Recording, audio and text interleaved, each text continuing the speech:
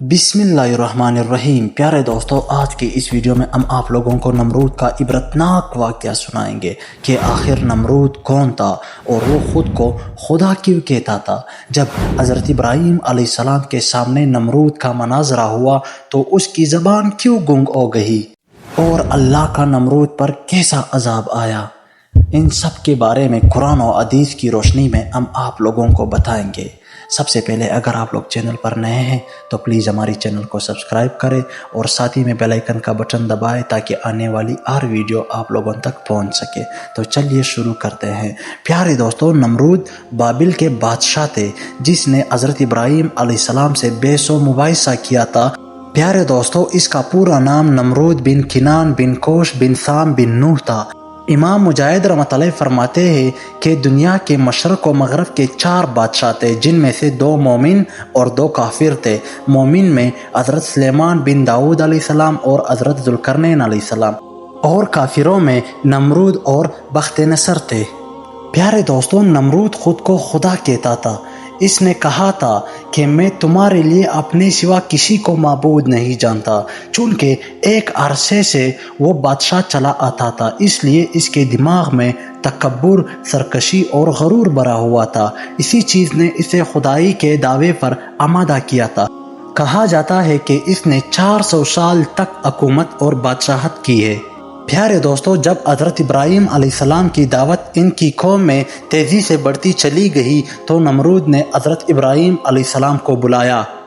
जब हज़रत इब्राहीम अलैहिस्सलाम नमरूद के पास आए तो नमरूद ने हज़रत इब्राहीम अलैहिस्सलाम से वजूद बारी पर दलील मांगी तो आप अलैहिस्सलाम ने फरमाया, मेरा रब वो है जो ज़िंदा करता है और मारता है। यानी आप अलैहिस्सलाम ने वजूद खुदावंदी पर अशिया के अदम के बाद वजूद और वजूद के बाद अदम को बतौर दलील पेश किया कि मौजूदात का पहले ना होना और फिर मौजूद होना इस बात की कुली दलील है, क्योंकि कोई शे अस खुद मौजूद नहीं होती, इसके लिए कोई ना कोई मौजूद ज़रूर है। जिसने इसको वजूद दिया वही खुदाए फरवरदिगार आलम है, जिस अकेली ज़ात को इबादत की तरफ मैं बुलाता हूँ, इसका कोई शरीक नहीं। प्यारे दोस्तों, नमरूद ने रहूनत भरे अंदाज में कहा कि मैं भी ज़िंदा कर सकता हूँ और मार सकता हूँ। चनांचा इसने 2 आदमियों को बुलाया, जिनमें से एक बिल्कुल बेकसूर था और दूसरे को सजाए मौत सुनाई गई थी। नमरूद ने बेकसूर को कत्ल कर दिया और दूसरे को छोड़ दिया। फिर कहा, मैंने ज़िंदा भी कर दिया और मार भी दिया। हालांकि हज़रत इब्राहीम अलैहिस्सलाम की ज़िंदा करने और मारने से ये मुराद अर्गिज़ नहीं थी और इसका ये काम हज़रत इब्राहीम अलैहिस्सलाम की दलील का जवाब नहीं था, क्योंकि नमरूद ने अपने लिए इस चीज़ का दावा महज़ तकब्बुर और अनात की बिना पर किया था और ख़याल ये डालना चाहता था कि वो खुद इसका फ़ाइल है और वो खुद ज़िंदा करता है और मारता है। प्यारे दोस्तों, हज़रत इब्राहीम अलैहिस्सलाम ने इस मंज़र को देखकर फरमाया, मेरा रब तो ये करता है कि सूरज को रोज़ के रोज़ मशरक़ से निकालता है, अब तू इसे हुक्म दे कि वो मग़रिब की तरफ से निकले। यानी ये सूरज है जो हर रोज़ मशरक़ से निकलता है। अगर तू खुदा है, जैसा कि तेरा दावा भी है कि ज़िंदगी और मौत तेरे हाथ में है, तो इसको मग़रिब की तरफ से निकाल दे। जब नमरूद को अपनी आजिज़ी और बेबसी का इल्म हो गया तो वो शर्मिंदा हो गए और इसकी ज़ुबान गुंग हो गई। प्यारे दोस्तों, हज़रत सदी रहमतुल्लाह फरमाते हैं कि ये मनाजरा जो हज़रत इब्राहीम अलैहिस्सलाम और नमरूद के माबेन हुआ, ये हज़रत इब्राहीम अलैहिस्सलाम के आग से निकल जाने के बाद पेश आया।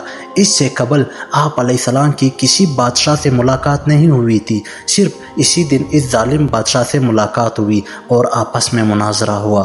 प्यारे दोस्तों, अल्लाह ताला सूरह बकरा में फरमाते हैं, तर्जुमा, ए मुखातिब, तुझको इस शख्स का किस्सा तहकीक नहीं हुआ, यानी नमरूद का, जिसने हज़रत इब्राहीम अलैहिस्सलाम से मुबाहिसा किया था अपने फरवरदिगार के वजूद के बारे में, इस वजह से कि खुदा ताला ने इसको सल्तनत दी थी। जब हज़रत इब्राहीम अलैहिस्सलाम ने फरमाया कि मेरा फरवरदिगार ऐसा है कि वो जलाता है और मारता है, कहने लगा, मैं भी जलाता हूँ और मारता हूँ। इब्राहीम अलैहिस्सलाम ने फरमाया कि अल्लाह ताला आफ्ताब को रोज़ के रोज़ मशरक़ से निकालता है तो एक ही दिन मग़रिब से निकाल दे। इस पर मुतही रह गया वो काफिर, और अल्लाह ताला की आदत है कि ऐसे बेजार राह पर चलने वालों को हिदायत नहीं फरमाते। پیارے دوستو، زید بن اسلم کہتے ہیں کہ اللہ تعالیٰ نے اس جابر بادشاہ کے پاس ایک فرشتہ بھیجا۔